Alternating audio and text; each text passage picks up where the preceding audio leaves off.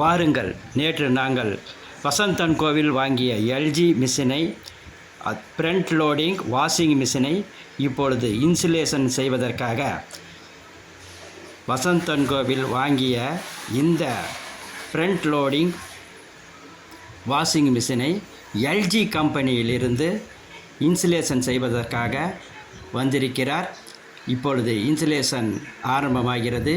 Insulation செய்வதற்காக அவர் பில்லை check செய்கிறார். செய்துவிட்டு இன்னும் சிறிது நேரத்தில் இன்சுலேஷன் செய்து முடித்து விடுவார்.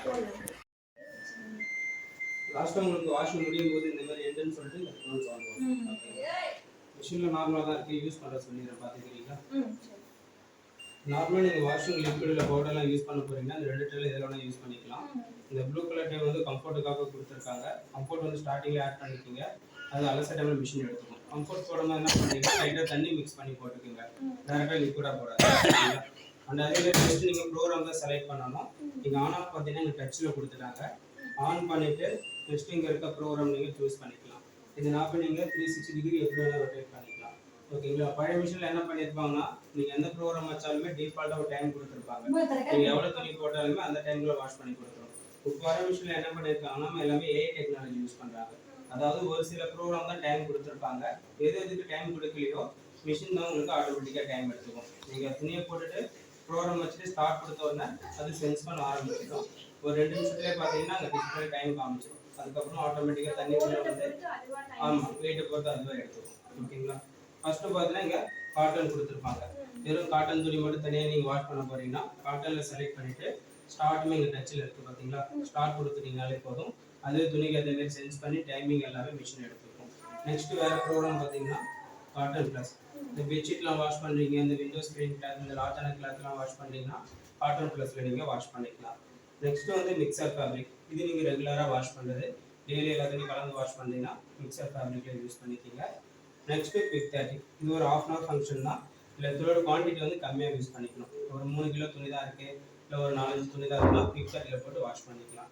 Next allergy care. இந்த அலர்ஜி கேர் ஸ்டீம் வாஷ் உங்களுக்கு இல்லை பேஷண்ட் இருக்காங்க, இல்லை குழந்தைங்க இருக்காங்க, ஹாஸ்பிட்டல் ஒர்க் பண்ணுறவங்க அவங்க துணி போட்டு வாஷ் பண்ணிக்கலாம்.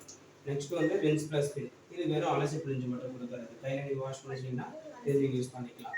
Next tub cleaning. இது ட்ரம்மு க்ளீன் பண்ணுறதுக்காக, அதாவது நீங்கள் வாஷ் பண்ணுற அழுக்கு இந்த டேப்பில் வந்து ஒரு சால்ட் வாட்டர்லாம் என்ன ஆகும்னா இந்த ட்ரம்மோட சின்ன சின்ன ஹோல்ஸ் இருக்குது பார்த்தீங்களா, உள்ள அந்த ஹோல்ஸ் உள்ளேயும் ட்ரம்மோட அவுட்டர் சைட்லையும் பார்த்தீங்கன்னா அதெல்லாம் போய் ஃபார்ம் ஆகும் அந்த அழுக்கலாம். இதனால என்ன இஷ்யூ ஆகுனா ஃபியூச்சர்ஸில் நீங்கள் வாஷ் பண்ணும்போது சரியான வாஷிங் குவாலிட்டி வராமல் துணிக்குடி அழுக்கு ஒட்டிட்டு வரும். ப்ளஸ் என்னென்னா உங்களுக்கு ஒரு மாதிரி ஸ்மெல் வரும்.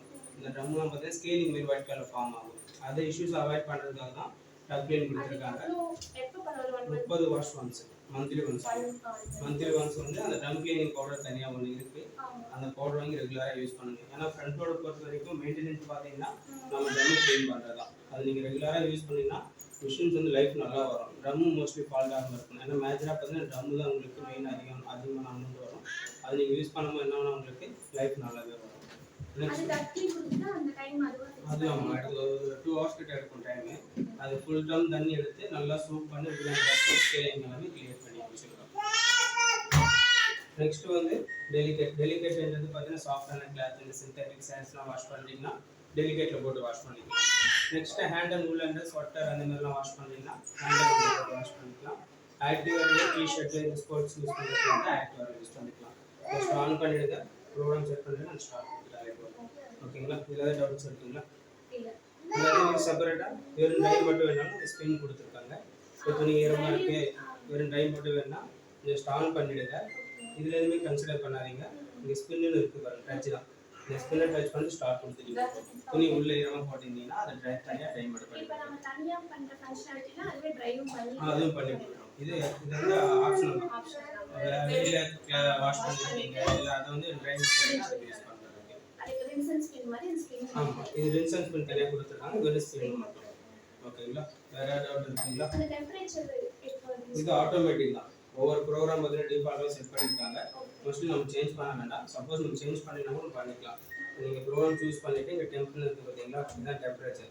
இதை ப்ரெஸ் பண்ணிங்கன்னா இங்கே உங்களுக்கு C cold water. Again press பண்ணிங்கன்னா உங்களுக்கு டிகிரி வரும். 20 டிகிரி, 30 டிகிரி, 40 டிகிரின்னு சொல்லிட்டு வரும். உங்களுக்கு எவ்வளோ டிகிரி வேணும்னு சொல்லிட்டு நீங்கள் செட் பண்ணிட்டு கூட ஸ்டார்ட் கொடுத்துக்கலாம். அப்படி வேண்டாம்னா டிஃபால்ட்டாகவே மிஷினில் செட் பண்ணியிருக்காங்க, அதே டெம்பரேச்சரில் உங்களுக்கு வாஷ் பண்ணி கொடுத்துரும். ஓகேங்களா. வேறு டவுட் இருக்குங்களா? பில் இருக்குங்களா மிஷினோடது? சைடில் ரிலீஸ் ஆகும். ஆமாம், அதுக்கப்புறம் சேஞ்ச் ஆகும். ஓகேங்களா? இப்போ கரண்ட் ஆஃப் ஆயிடுதுன்னா அது பாஸ் ரீஸ்டார்ட் ஆகிடும். இதிலேருந்து விட்டுட்டு அது கண்டினியூ ரன் ஆகும். நம்ம சுவிட்ச் எதுவுமே ஆஃப் பண்ணாமல் இருக்கும். அக்கோ அதில் மென்ஷன் பண்ணியிருக்க பாருங்க. இதுலையா? அக்கோ வாரண்டி, வசந்தனுக்கோ அக்கோ வாரண்டி. எல்ஜினா எல்ஜி பெஸ்ட்டுக்கு யாரும் போட்டிருப்பாங்க. ஓகே. இப்போ நாங்கள் எல்ஜியில் ஃபர்ஸ்ட் என்கொயரி பண்ணோம். அவங்க எல்ஜியில் வந்து எல்ஜியில் பண்ணிருந்தாங்க. வந்து 3 வருஷத்துக்கு வந்து 6000 ரூபா 6000. ஆமாம் அது சொன்னாங்க. ஸோ அதனால தான் இந்த டிஃப்ரென்ஸுங்களா? இவங்க வந்து 4300 அது எல்ஜியோட வாரண்டி அதுதான். 6000 தான் எல்ஜியோட வாரண்டி. இது வந்து எல்ஜியோடது கிடையாது. நாங்கள் செக் பண்ணல. அது நாங்களும் அசியூம் பண்ணிட்டோம் எல்ஜி தான் வந்து 3 இயர்ஸ். நாங்கள் மென்ஷன் பண்ணியிருக்கோம். ஆனால் அவங்க சொன்ன மாதிரி கொடுப்பாங்க. எப்படின்னா இப்போ அந்த 5th இயரில் கூட வந்து ரீப்ளேஸ் பண்ணி தருவாங்க. அவங்க செட்டு தான் கேட்பாங்க. அவங்க சொல்லுறாங்க. இந்த ஃபர்ஸ்ட் 2 இயர்ஸ் நீங்கள் எல்ஜி கவர் பண்ணிக்கலாம். இந்த எல்ஜி மோஸ்ட்லி பார்த்தீங்கன்னா ரீப்ளேஸ்மெண்ட் வரும். என்ன வரும்னா பார்ட் மட்டும் தான் ரீப்ளேஸ் பண்ணுவாங்க. எந்த பார்ட் போயிருக்கோ அதை மட்டும் ரீப்ளேஸ்மெண்ட் யூஸ் பண்ணுவாங்க.